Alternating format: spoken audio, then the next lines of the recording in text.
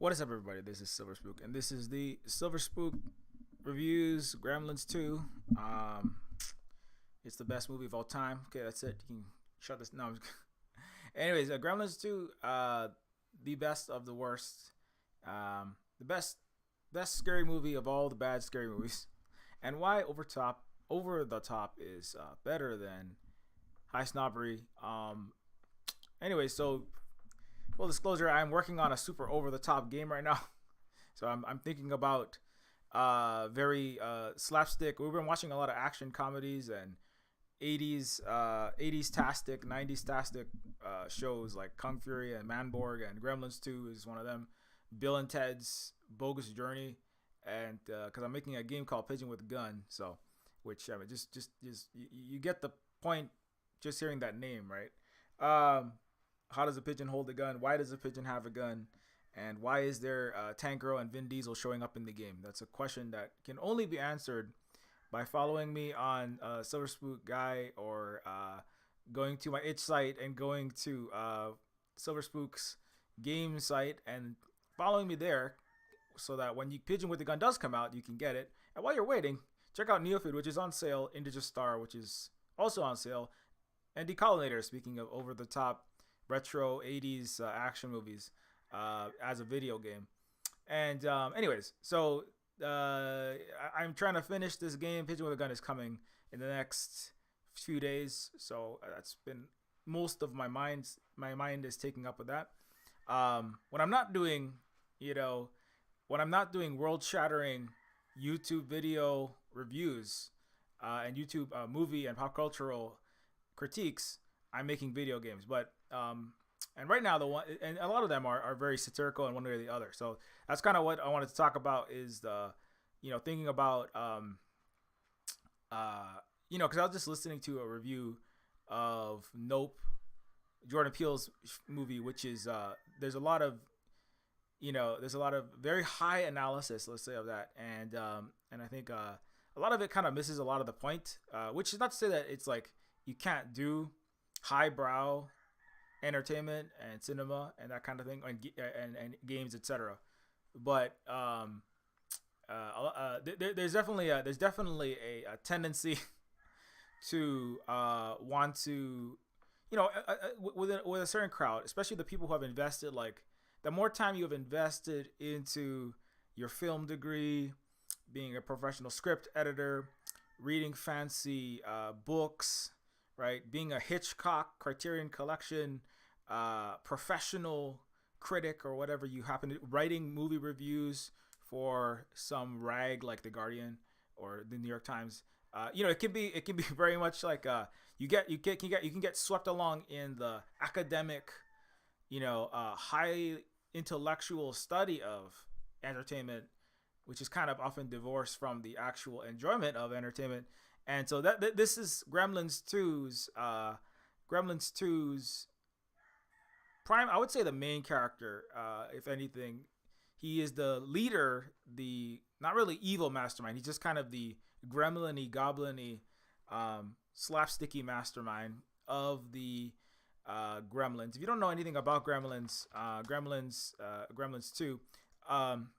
Speaking of Gremlins 2, Jordan Peele, I'm gonna be talking about Nope later on today. So this is a quick, this has already been 3 ads, and it's only we're only 10 minutes into the stream. That's pretty amazing. But later on today, we are gonna, it's all marketing all the time today. No, we are gonna be doing a Nope discussion. That's why this is starting a little early than my usual time. We're gonna be doing a discussion with myself, Lua Borealis, or Professor Flowers, a content creator who does video essays, and is also a black person. And we are going to be doing a live stream discussion of Jordan Peele's Nope from a BIPOC perspective. So Jordan Peele, as of the one of the most famous and most acclaimed modern directors, who is also a black person as well. Jordan Peele's Nope is going to be the topic later. And I was listening to the reviews of this. That was because in preparation for that, and I was thinking, I think Jordan Peele is there's a lot of hyper analysis. I want to say people are churning out a lot of hours. They are grinding a lot of hard drives to ash with all of their podcasts and their text documents that they are uploading to various sites, and probably not a lot of people are discovering because people are the masses are too busy on TikTok and Twitter and Instagram and Twitch and wherever else to listen to or read your thing. But Nope is like another scary movie that's gonna be I think it'll be looked at and remembered as another. All of his Jordan Peele's movies are very they're very phenomenal. They're all phenomenons of some sort. And but back to Gremlins. But Jordan Peele has also specifically made, I don't know if you've ever seen this, the Key and Peele sketch of Gremlins 2 creation. If you haven't seen it, this was it's genius stuff. Gremlins 2 Brainstorm Uncensored. I'm not gonna play that video just in case I get in trouble. But how Gremlins 2 actually came to fruition. Highly recommend that. I kind of got a little bit sidetracked. I'll come back to that. I just want to give that a shout out because I watched that like at least 10 times, just for Jordan Peele's performance alone, as Star Magic Jackson the Third. What is it? Star Magic Jackson Jr. is the character. The 80s sequel doctor who comes in and helps you drop a deuce by having a literally coming into the writer's room and having a hurricane of 80s adding nunchucks and ninja stars, pizza parties with anchovies and pineapple, which is pineapple pizza, not Hawaiian pizza, by the way, and tons and tons and tons and tons of over the top hijinks, basically. And so and so Jordan Peele gets that. I think Jordan Peele gets that. No matter how many high snobs analyze Jordan's movies, I think Jordan Peele understands like how this works. And so even though the movies are not necessarily like Gremlins, I would say the style of Get Out, Nope, and Us, I would not say that those are in the same style as Gremlins 2, but it's definitely a thing that Jordan gets. Jordan also is a major fan. Literally said John Carpenter deserves the greatest horror director of all time. The master of horror goes to John Carpenter. And that is definitely what John Carpenter does. Go watch Escape from New York, Escape from LA. If you want to see Kurt Russell surfing a tsunami and then diving onto Steve Buscemi's convertible in a Los Angeles that has broken off from the San Andreas Fault line and descended into the sea, that you're not gonna get any more over the top than that. Gremlins 2 is right up there with Escape from LA. But anyways, back to Gremlins 2 though. So I think that like the kind of the central thing I want to talk about is that a lot of people like regard these movies as I would say a lot of people. There's always kind of two tastes. There's like even individuals, depending on what time of day it is, and like what you just recently interacted with. Do you want to feel like you're some brainy intellectual, like brainy gremlin, right? That's who this guy is, right? Because the Gremlins they're not necessarily all like in Gremlins they're basically, to give you the little background before I keep going, because people are like, what the hell are you even talking about? If you are like, what the hell are you even on about? You ask that to the Silver Spook, who talks about himself in the third person. I don't know what you're on, or have you even been in the Silver Spook stream before? So Gremlins is a movie where a young man inadvertently breaks 3 important rules concerning his new pet, unleashes a horde of malevolently mischievous monsters on a small town. So Gremlins is a movie where basically this little creature, his name is he's a Mogwai, and Gizmo, that's his name. Gizmo the Mogwai is picked up by a young family somewhere in small town suburban America. I can't remember where exactly. The first one's in a suburb. They pick up Gizmo, a little like Furby. Well, I should say Furby is a spin-off of Gremlins, if I'm not mistaken. And Gizmo himself kind of resembles a furry a furry, more animatronic baby Yoda, or Yoda. It was the original one. Um, and a little more articulation, but it's very similar, like head shape, very wide head with the cat ears and the but and so Gizmo's job is to be like a very cute, chibi, kawaii little antique gift from an Asian antique store that the family picks up. They bring it home, but he says don't. There are 3 rules: don't water, don't get any water on the Mogwai. Do not feed them after midnight. And what was the last one? I don't know what the last one was. But anyways, so basically those are the 2 big ones that you're going to get in real trouble. Right? If you get water if you fill them after midnight, you get water on them. The Gizmo will have these little weird pustules on his back form, and then they suddenly burst off of his back, and the new little balls that basically grow on his back like porcupine quills for some reason, will become these much more nasty, horrid, or malevolent little puppets made by Jim Henson, or maybe not Jim Henson. Gremlins are, and so then it's kind of like, once you get in you break the rules, then suddenly you have these guys, right? Who cause havoc and mischief. They like break things. They wreck your house. They're not necessarily, they're not like a T-Rex, or they're not quite like a dragon or something that's just going to destroy everything.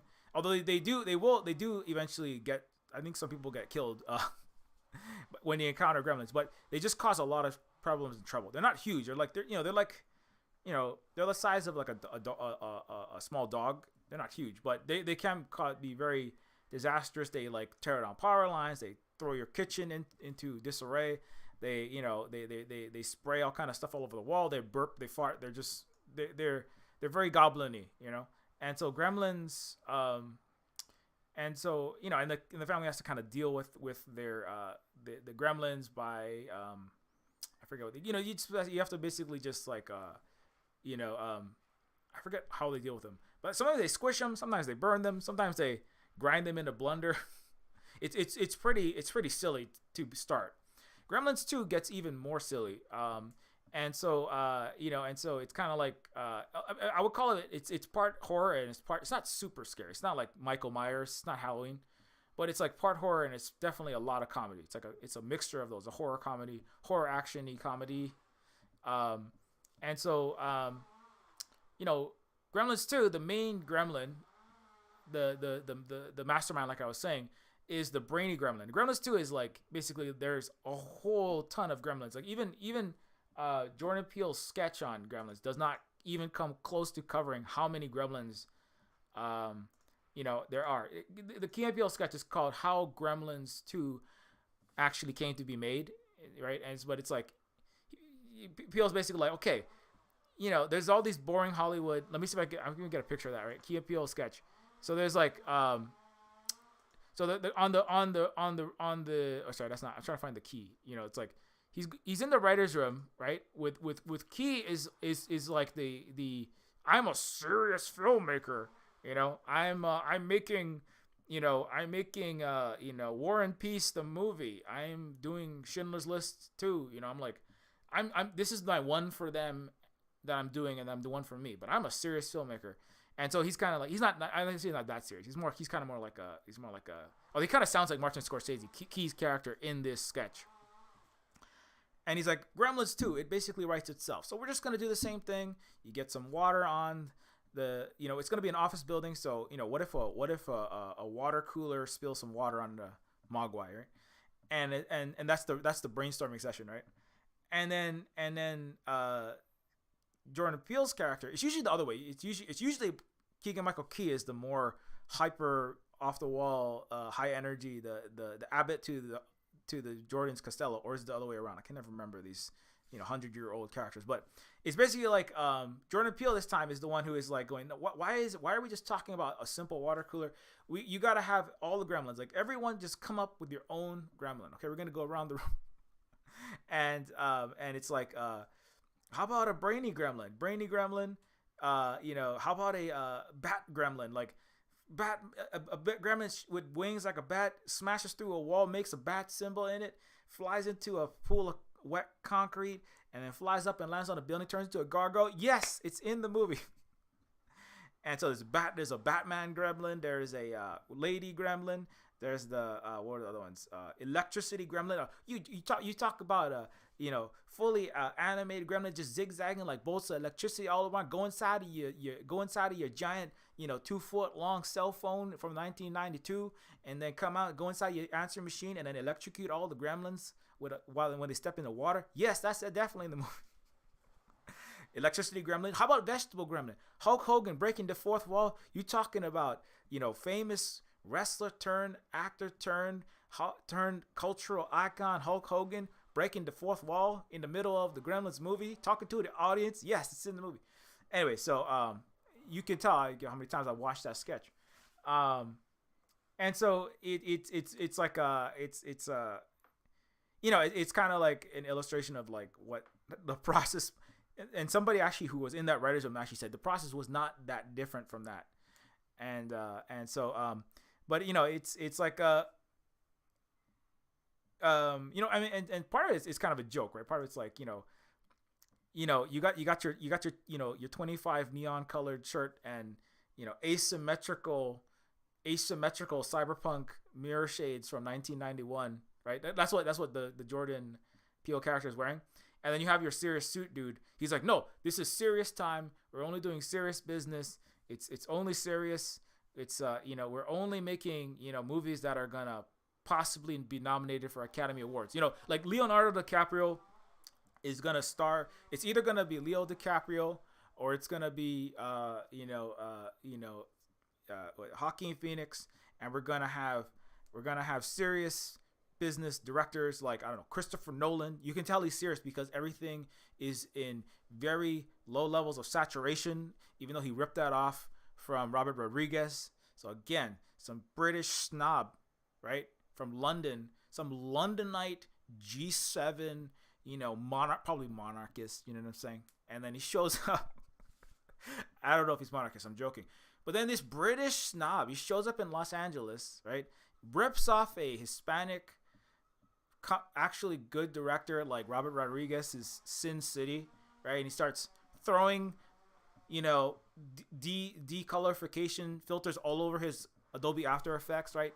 And then Christopher Nolan does Batman Forever and Batman, The Dark Knight, and that trilogy, and then he proceeds to make this complete high snobriety wank fest for people who ostensibly have big brains and too many college degrees and too much student debt, called Inception, right? Which is trying to be the Wachowskis. But anyways, so this is just the dunking on Christopher Nolan stream. Also, he chooses to. Nolan has been recorded saying, "Let me get Christopher Nolan." So Christopher Nolan has been recorded, and it is he has absolutely admitted to making the audio in movies such as Inception so soft and muddled and muddied that it's difficult to hear and understand what the characters are saying. Like everybody's complaining about how Lord of the Rings, House of the Dragon, the new Game of Thrones show, is too dark. Nolan has said, I intentionally make my audio and my dialogue inaudible because I like to irritate the audience, or I like to make it confusing, or to make it to, I don't know what his point is. I'm a self-absorbed rich white guy from London, and I have too much time and money, and I try to seem like I'm making very poignant, edifying, deep statements by having inaudible, by being bad at mixing my audio, right, in the editor's room after I film my movies. And that's the way that I make good movies, is by making them more confusing, so that stuck-up snobs can write, Siskel and Ebert essays and their PhDs, right, in cinematography and film, from, I don't know, some Emperor Palpatine training facility like NYU or Harvard or Oxbridge or or Camden or whatever they call those places that people get diseducated at in the West. And I make my film, video essay. No, not usually the video essays are younger people that don't have enough money and they're trying to like sell Disney products or just make ends meet by promoting their indie cyberpunk games like me.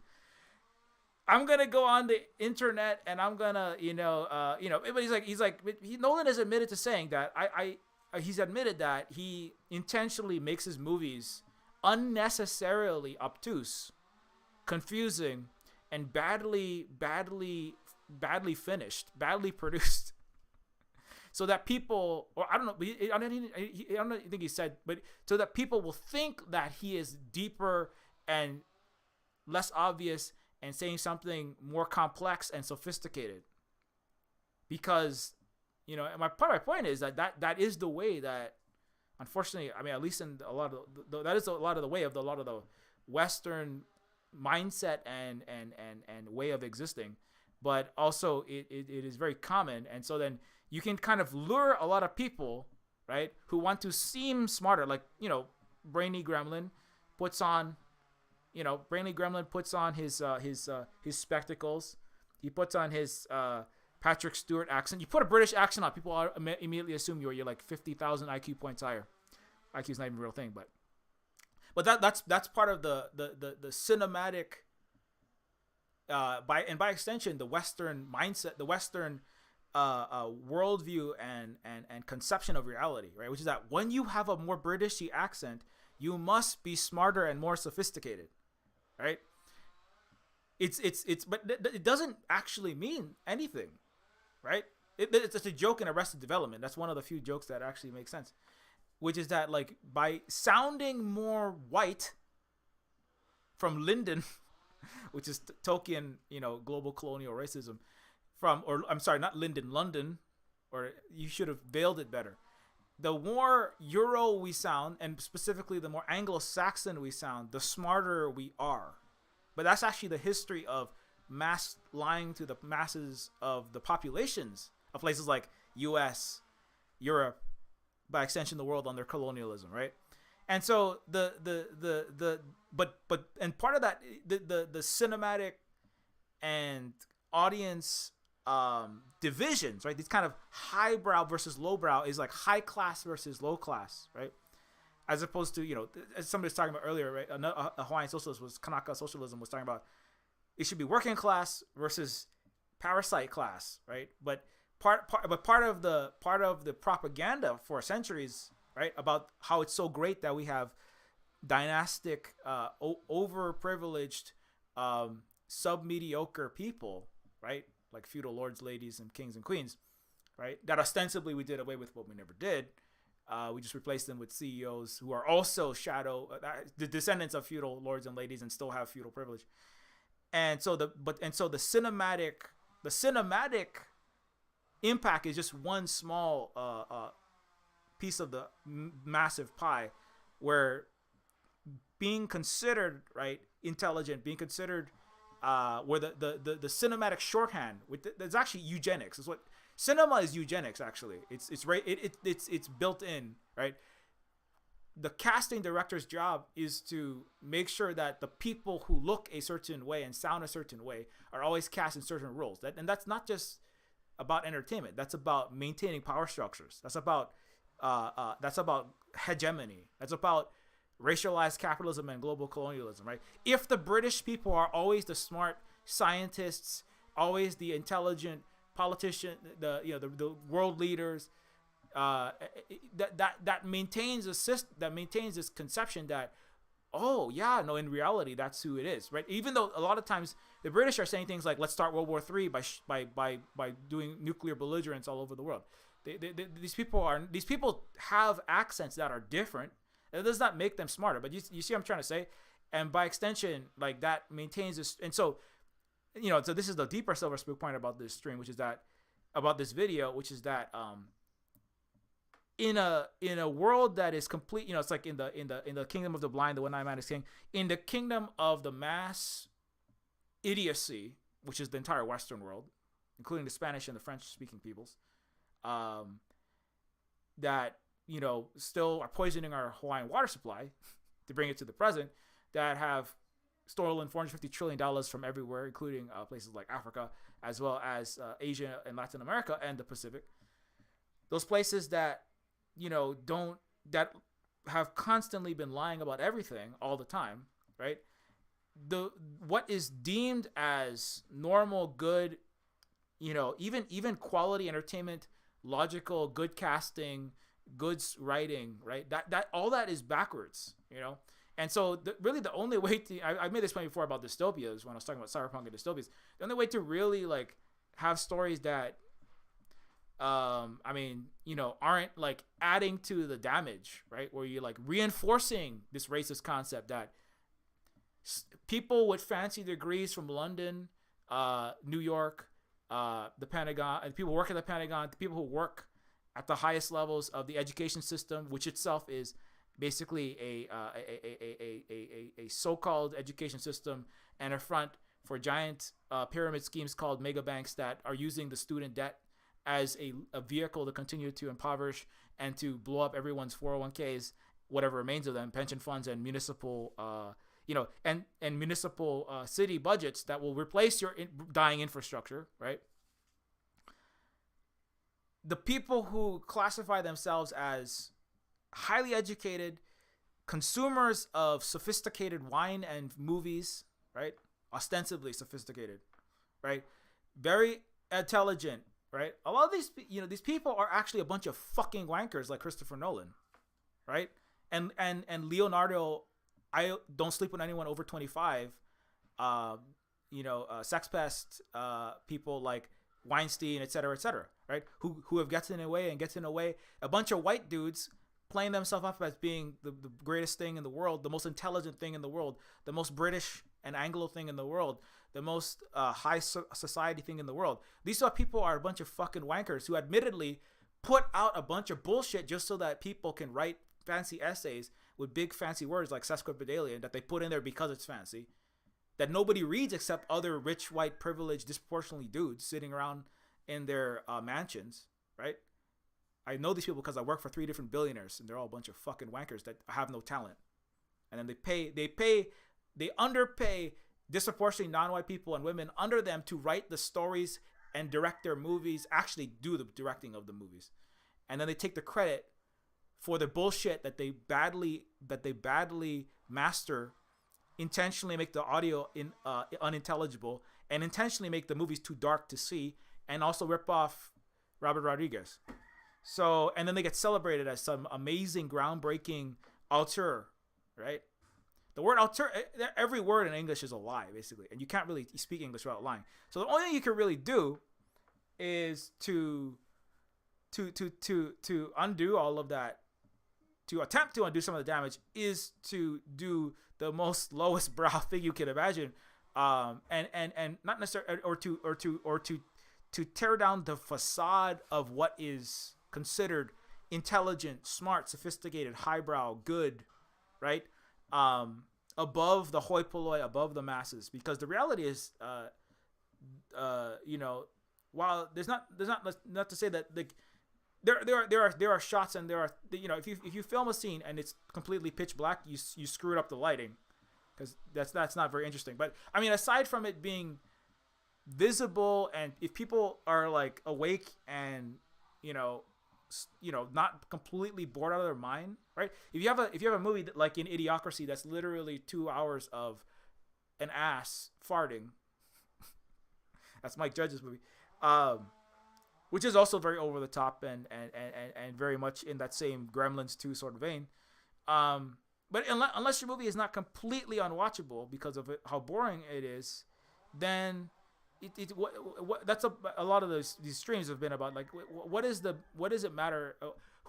It is super subjective what is good and what is not good, what is bad, what is worth the time, what is screenwriting. And oftentimes those movies that are actually trying to undo some of the damage of the racist, capitalist, colonialist structures, right? Like, for example, you go watch some of my recent videos, like the one about the Lord of the Rings, right? Which is, about how everybody was exploding and ripping apart rings of power because it's the black dwarves, right? Oh no, we have black dwarves, and now it's illogical. Now it's irrational. Now it's not good. Now it's unsophisticated. Now you have made the high, mighty Lord of the Rings, the great British, right? The very smart, the guy. Tolkien was not a very good writer. I'm just gonna say it. Frank Herbert is a complete ass clown. I cannot read the first 2 pages of his books without falling asleep. You know, but people get, just like Christopher Nolan, people entertain Frank Herbert and his, he pheromoned heavily at her and thought many deep thoughts to himself, and then tripped some acid, and then fell down a rabbit hole researching climate change, and then badly wrote a shitty story about it called Dune. And then a bunch of white mainstream people who eat up whatever comes out of the Wurlitzer jukebox of their mainstream press and out of their science fiction stores ate that shit up and wrote a bunch of essays about it, and that's the best-selling science fiction book of all time. It's called Frank Herbert's garbage book, Dune. And so, but people get upset when, but suddenly you put some black people in my Lord of the Rings, my so-called great stories, by a racist white guy who didn't actually fight a war very good, and then came back and wrote. I mean, not to say that Tolkien is a bad guy. He was like he was more progressive, just like Karl Marx in his time, who also said a bunch of racist shit. But the point is that, like, it's not really about there being black dwarfs. It's about it's breaking the racialized part of racialized capitalism and colonialism, and then people in the West get very upset and they lose their mind, and then they come for it's illogical, right? Just like what's up, I mean, if you follow my videos recently, then you know which ones I'm talking about. Then they come for, it's illogical, it's irrational. There can't be black dwarfs. That's not in canon. Tolkien never says, what there was or wasn't in the original book. They never said there's no black dwarfs. Or, like Prey, right? When there's, an indigenous, when Arnold Schwarzenegger, right, the white dude is doing all the ass kicking, then it's obviously, it's all kosher, it's all good. It's very highly entertaining and blah, blah, blah. As soon as there is a non-white woman in the main character's role, then it's suddenly about, it's illogical, it's irrational. You can't beat, a tiny woman can't beat a 7-foot tall predator. I mean, neither could Arnold. He's like way underpowered, and he doesn't beat the predator with his 24-inch biceps, right? But that doesn't matter, right? But you see, like, just there, right? It's about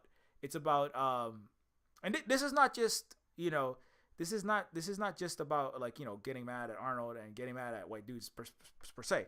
It's that's just the norm. That is the norm of society. That's just it just is the unspoken, except on the Silver Spook events, right? And some Black Lives Matter and some mostly Global South and people of color events that most people don't listen to in the West.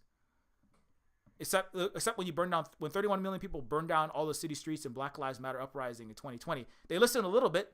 And then they shut their ears back down, they turn their hearing aid back off, and then they go and suck off, some Christopher Nolans after that, right?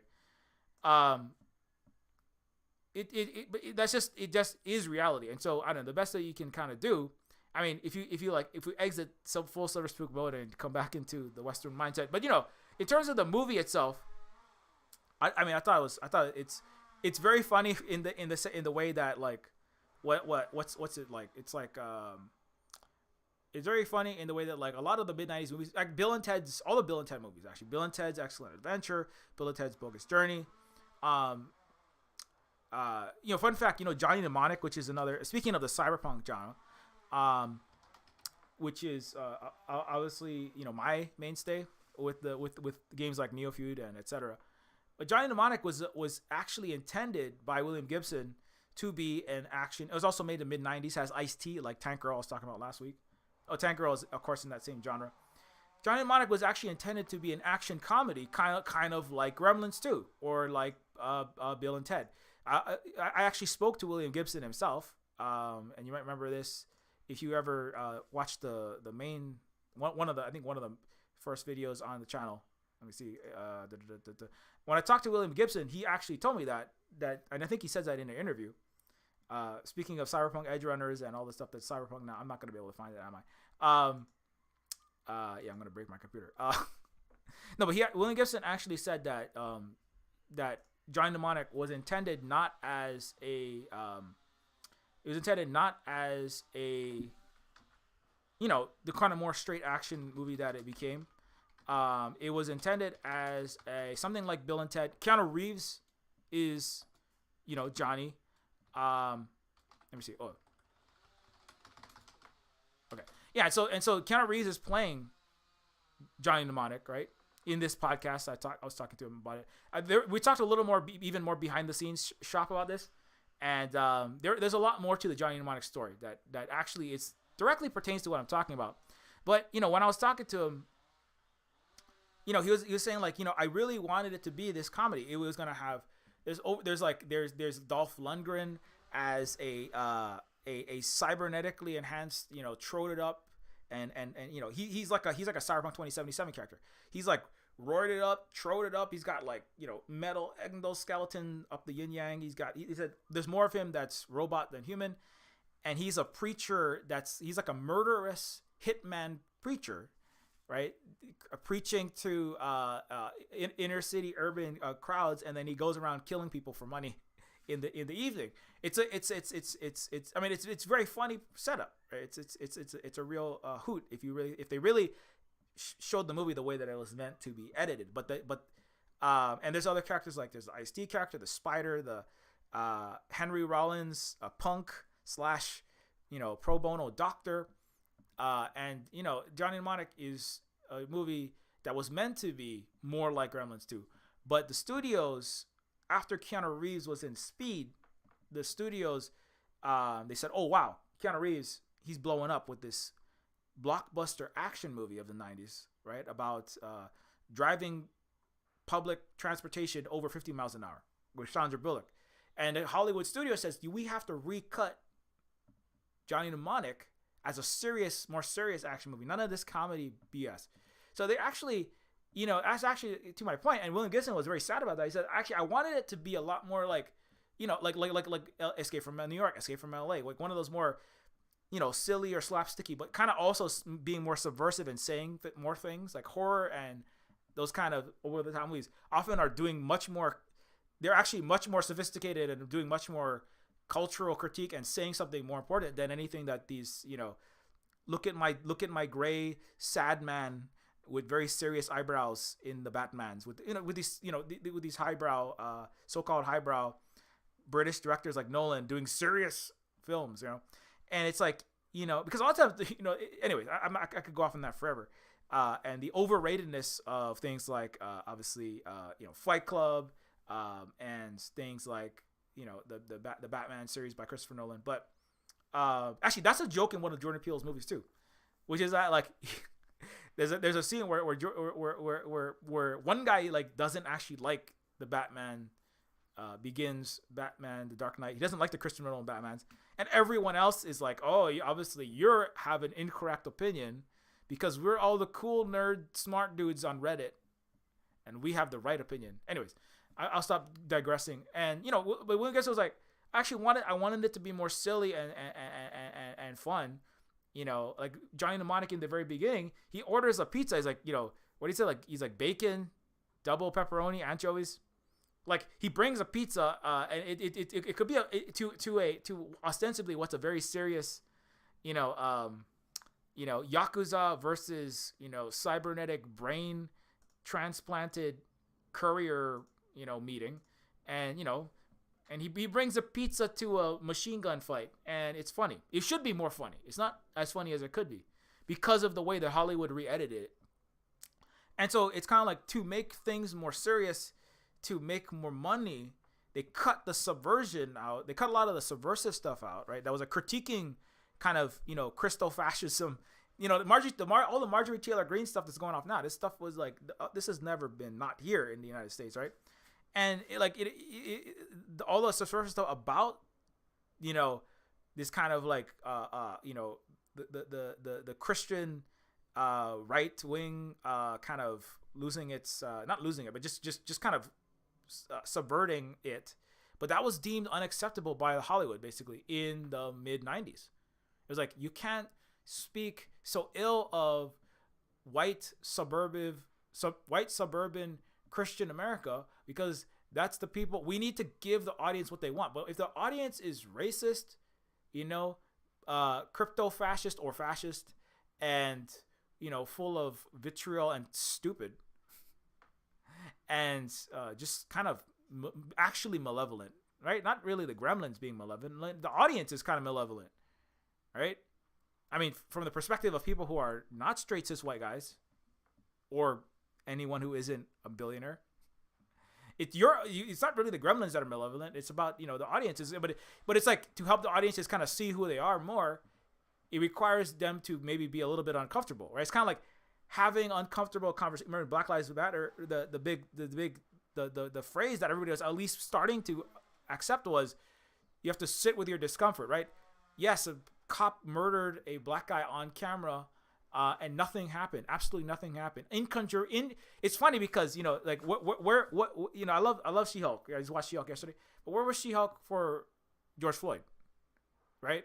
And actually, I like that at least Daredevil, like Daredevil shows up in She-Hulk, but Daredevil kind of makes a comment like, what you can be when you're a lawyer, your Jen Walters can help people in court with the law, and then She-Hulk can help people when the law fails them, right? At least there's like a comment that maybe the liberal hyper litigative, we're gonna the revolution will be legislated. The revolution will be legislated and lawyered into existence, right? That's the kind of this idea. We're gonna like sue Trump, and all of the right wing of America will disappear if we just sue them hard enough, right?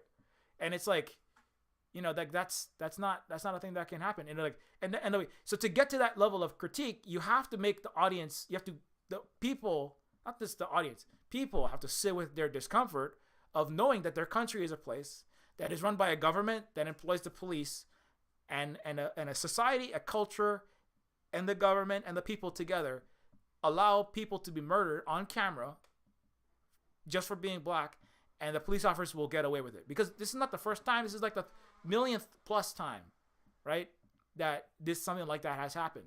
They just don't always, nobody cares about it if black people don't literally burn the entire country down, right? It's not like this stopped happening after 2020. It's 2022. The police are getting more funding to do what? To make more George Floyds, to round up another 2.5 million people for prison, to break up all the indigenous protests to save the planet, protecting water, like at Kapukaki in Hawaii, and at the various pipelines in North America and Central and South America, etc. Right? That didn't go away because people said, well, I'm bored with that, and I'm gonna go be a post-leftist, and I'm gonna sit around and watch. I lost my Christopher Nolan. I'm gonna go watch some douchebag white guy movies and sip wine and do a podcast about it. It didn't end because black people stopped burning down, cities in the United States. They're not burning, causing mass interruptions so that people would actually listen to legitimate, absolutely horrific levels of legitimate grievances of what absolutely horrific levels of mistreatment in the so-called advanced countries, right? And so Johnny Mnemonic was intentionally gutted so that American audiences and Western audiences would not have to sit with the discomfort of just a little bit of critique of Christian American culture. Lots of stuff was cut. I'm sure there's more, like there's trans character. The Magnetic Dog Sisters in Johnny Mnemonic, the story, are canonically, they were both 6 feet tall. One was black, one was white. They had been former lovers. I could never remember which one had originally been male. So they were black.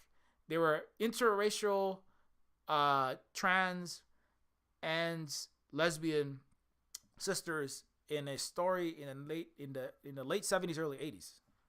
Burning Chrome is where Johnny Mnemonic was originally published. And I think a lot more of that stuff might have made it into Johnny Mnemonic, but it was ripped out because that was not conducive to a, for the purposes of the military-industrial complex and global racialized capitalist empires propaganda arm, which is Hollywood. Anything that is published, turned into a movie, a show, or a game in the West is the propaganda arm for empire, really. But certainly Hollywood in terms of the cinema, right? And so they said, we don't want that because we don't want people being uncomfortable. We want people being very comfortable and spending a lot of money on movie tickets and that's fine. I mean, it's valid to want people to watch your show. It's got to be entertaining, but it's also like, you know, by seriousifying the movie, right? By goofy, you know, speaking of Gremlins 2 and the best of the worst, right? By slapstickifying, by 80s and 90s-ifying, and by defanging, you simultaneously defanged that movie, and you know, so that's one thing I was like, you know, I remember talking to me, he's like, you know, Gibson was like, I gotta stop talking because The Peripheral, my movie is being made into my book is being made into Amazon Originals, and Hollywood's gonna stop making my shows into movies if I say the truth. No, that's not what he said. That's not what he said. But you know, it's like if you want to work in the industry and work with large you know, entertainment enterprises and organizations, you can't let the truth slip too far, you know, because you don't have economic sovereignty, and so therefore you're unable to speak the truth. You know, so there's always this, you have to always be compromised. That's why Silver Spoon Games is Silver Spoon Games. I'm not working for some, you know, I'm not working for Hollywood. I'm not working for a large game company or a film company. I'm not writing for any entity, not even a university, not even an NGO, not no nonprofit, no none of that crap. The nonprofit is the most eldritch of all the capitalist entities. They're like the eldritch terror of $1 million a plate gala balls. Homelessness is literally a business. That guy, black homeless guy in New York, just said it like it is. Homelessness is a multi-billion-dollar business where every year people you know, are filmed, and a lot of newspapers talk about homelessness, and billions of dollars is donated, and most of that money goes straight into the pockets of cronies at the top of the political and economic sector and the mayor, and then they do nothing for the homeless. They give them here's a sandwich and a rotten apple in the big rotten apple and some applesauce at a soup kitchen, and then they pocket the next $1 billion. I know this because I worked for nonprofits before, and it's disgusting. So you know, like the like, if you really, you know, it's kind of like it's being able to do what you really want to do is a thing that, you know, does require economic sovereignty. And so that's a good place to pause for a second. And speaking of that, thanks a lot to all the Patreon patrons who continue to support us. Do consider, if you appreciate the work that we do here, consider joining them. And how much are the streams and the videos worth to you? $1, $3, $5 a month.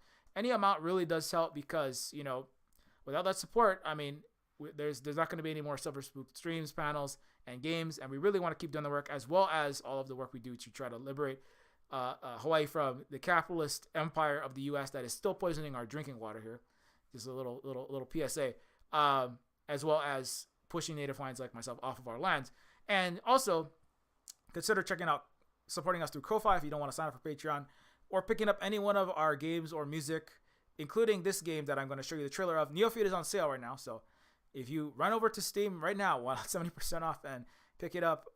If you are into the cyberpunk, if you're into the running of the edge, or the blade of the running, or the general, you know, goofy, satirical, subversive, actual, I call it actual cyberpunk with a capital P-U-N-K.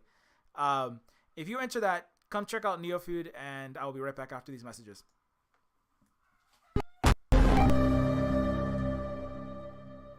The Illuminati created us. They wanted to build a god with their own hands, and instead they created us. Just because I'm made of silicone and aluminium, I must be doing something wrong. That's machine stereotyping, that is. That's reality, that is. Machines are second-class citizens. Humans are sentient persons by default, ma'am. They have personhood by heredity. There are thousands upon thousands of overqualified slum dwellers. You are my peon. Don't you get it? This wasn't a job. It was always just an excommunication sentence. We're pawns in a feud bigger than we can imagine. Turn the cogs of the machine before Leviathan grinds you up and swallows you and yours. We don't get to choose our hand, comrade. Prince, peon, rich, poor, human, robot. I invented the crux of the Royals' power. the secret to consciousness, our existence itself, the meaning of life. I'm the $6 billion baller, not some troubled youth. You are my greatest creation of all. I had to build my own family. I hate your son. I hate your son. I'm happy to smash all of the crowns and throw the gold shards down to the people. I will be the iconoclast queen.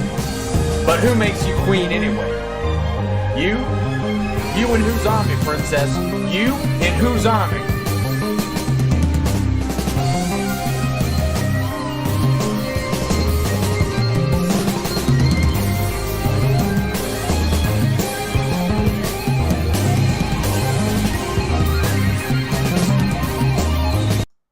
Yeah, so anyway, Neofeud is already out, so you don't have to wait around for it to come out. It is out on itch and on Steam, and it does support everything that we do, as I said, at the Silver Spook Cooperative, where we can make not only shows and games and content, as Holly talks about, micro TV shows, but we can not only can we make movies and mostly make games and other content that criticizes Christianity.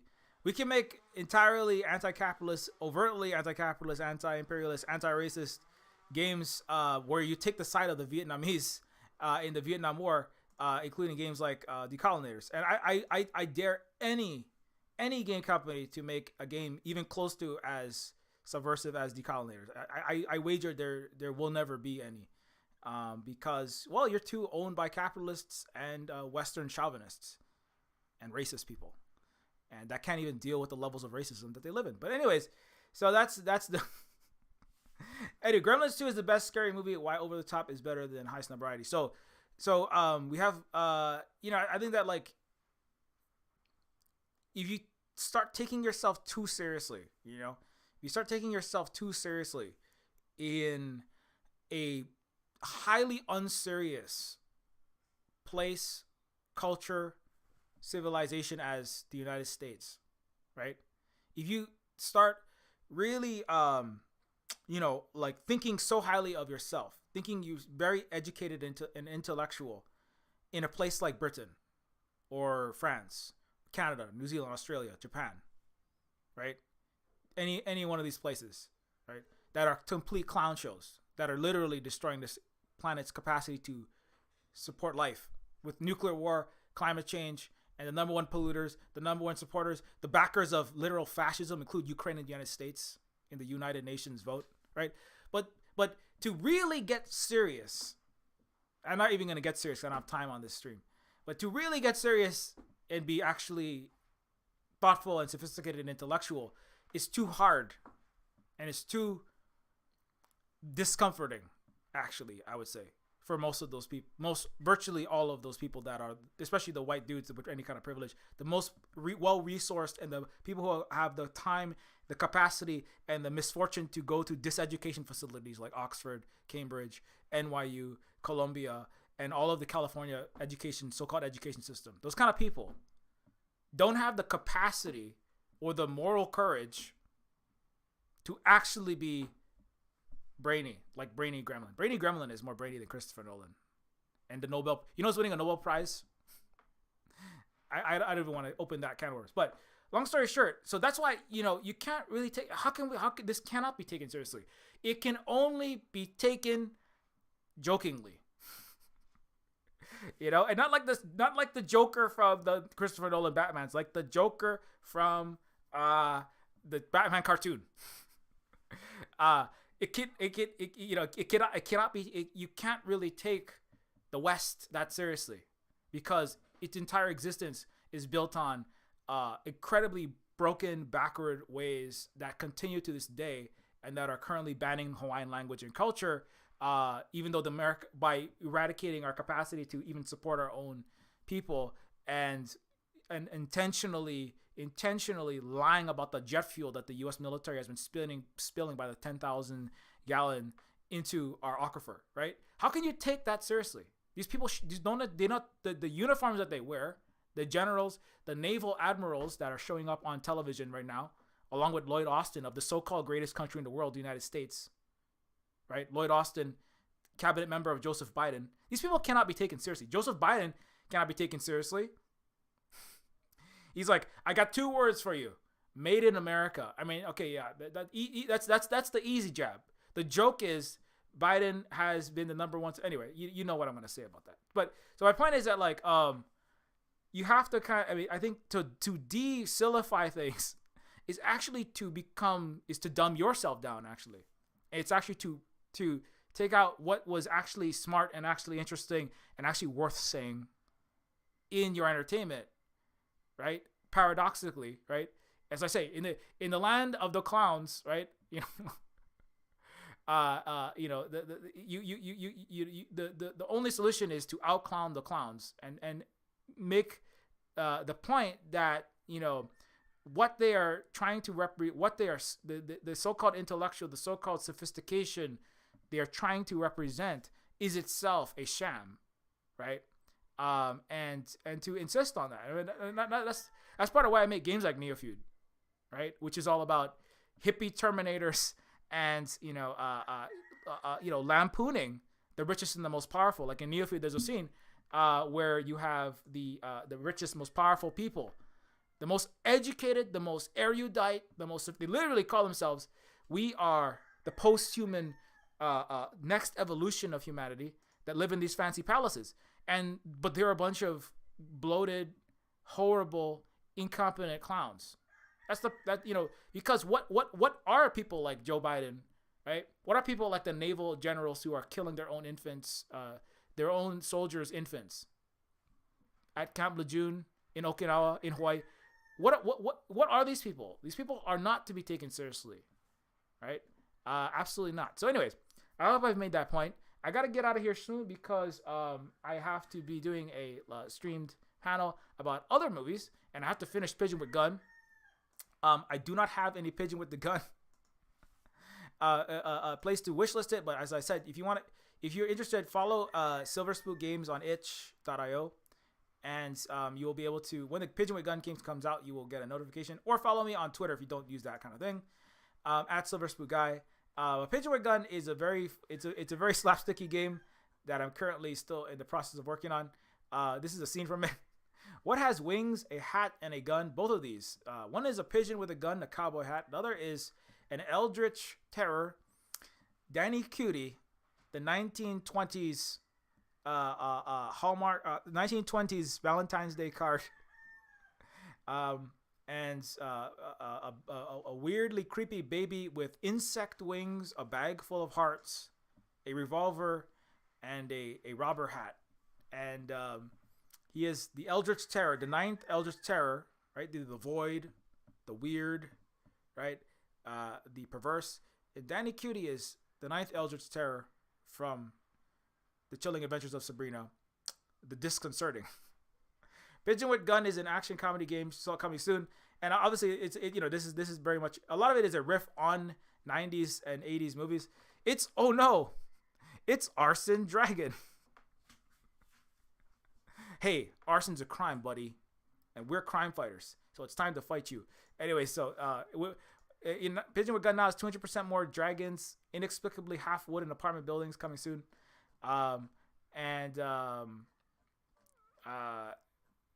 Anyways, I have other screenshots of it. Here's a quick GIF from Pigeon with Gun. Check this out. All right, wait.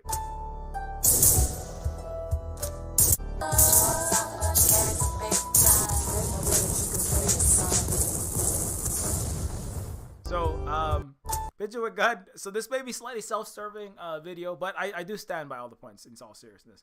Also, there's an ACAB, and you look at least you can do this. You just throw the ACAB all over the walls. Every 20 feet, there's an ACAB spray painted. But speaking of George Floyd and the racist policing in the United States, but the Pigeon with Gun game is coming soon, and look out for that. And yeah, so I'm gonna get out of here very quickly.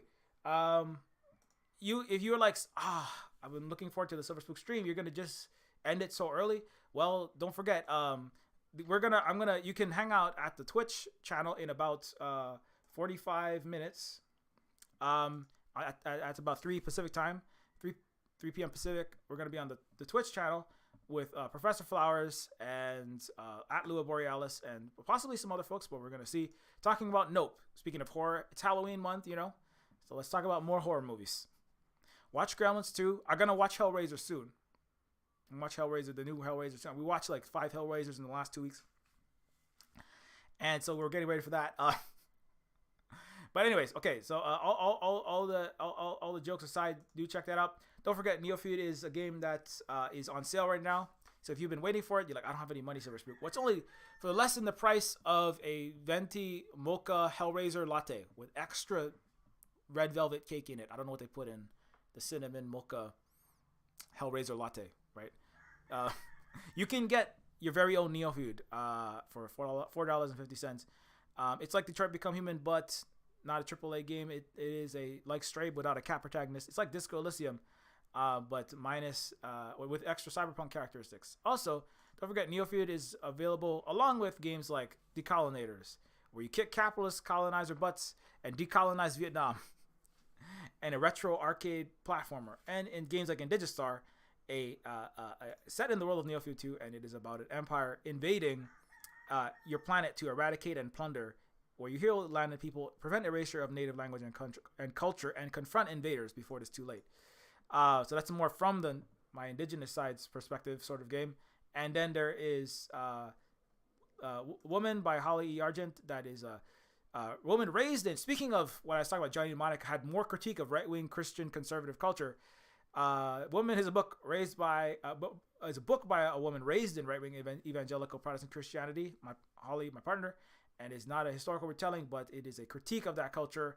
It is free, or you can throw us some money and support everything that we do here if you want to check that out as well. And don't forget, you can help us out at patreon.com/Neofeud. Again, consider how much you can afford giving your income, but every little bit helps. Every little bit really does help because, we're trying to get to our goal of $750 per month. We're currently at $552. So consider throwing some money our way for 1 month. Just like if you were at like a stand-up comedy routine, I kind of do half stand-up comedy routine, half video podcast essay. And if you want to have, how much would you throw to the tip hat? Don't skip the tip. Consider that, if you watch 4 of these a month, how much is that worth to you? And if you would like to keep them happening. Also, you get access to the Silverspook Discord, as well as the behind-the-scenes work on everything we're doing here, including the games and the Silverspook Cooperative, etc. Doing land back work and everything else that we do. Also, consider following. You can follow at Silverspook Games at octodon.social, or at Silverspook Games at mastodon.social for my games-related stuff. At Silverspook on Mastodon. You can follow at Silverspook Guy or at Silverspook Games minus the in silver for the games-related stuff on Twitter. Silverspook on Instagram and Silverspook Games on Facebook. I'm sorry, I don't. One day I will consolidate my brands like so much like a millennial reconsolidated $500,000 of student debt in 2022. So as to not be still being chased around by those darned loan sharks. But anyways, Silverspook Guy and Silverspook Games, and don't forget you can also for all the cyberpunk folks. Terminus Cyberstar is another game I am the content director, lead writer of. It is a low poly cyberpunk Deus Ex and System Shock like game. Speaking of the late 90s and the 90s generally, it is a game that is nearly completed. And if you like Cyberpunk 2077, Edge Runners, and the genre, and more generally, this is another game that I am the lead content designer on, and it's coming soon. So don't be on the lookout for that. And finally, my computer just crashed. So yeah, enjoy that. No, it's slowing down. You can also follow Holly at the Tech. Holly, my partner, at the Tech Fairy. Holly is the mod voice actor and partner. Holly was just doing some voice acting yesterday for Pigeon with Gun. Holly is voice acting the Eldritch Terror, the creepy Valentine's Day card, floating baby with a gun. mod VA partner here, and Holly is a producer, writer, and mod for Xanattack of The Lounge, which is the show which The Patient with Gun is from. It is a spinoff from. And Holly also is a primary caregiver, parent, and administrator here, as well as writing the books like that one, as I said. So consider, and also Holly tweets important things like that. So consider following any or all of these accounts. And thanks one more time to all of our gracious supporters on Patreon. It is so much appreciated. What's up, Strin? And yeah, anyways, we'll be back in about half an hour on the Twitch channel, talking to Professor Flowers. Our very, very, very good, very, very well. I shouldn't say world famous, but definitely should be world famous YouTuber Professor Flowers. We'll be talking about Nope. Have a good time, everybody, and New York, New York. I can't sing as well as the Brainy Gremlin, so I'm just gonna stop while I'm ahead. Anyways, have a good time.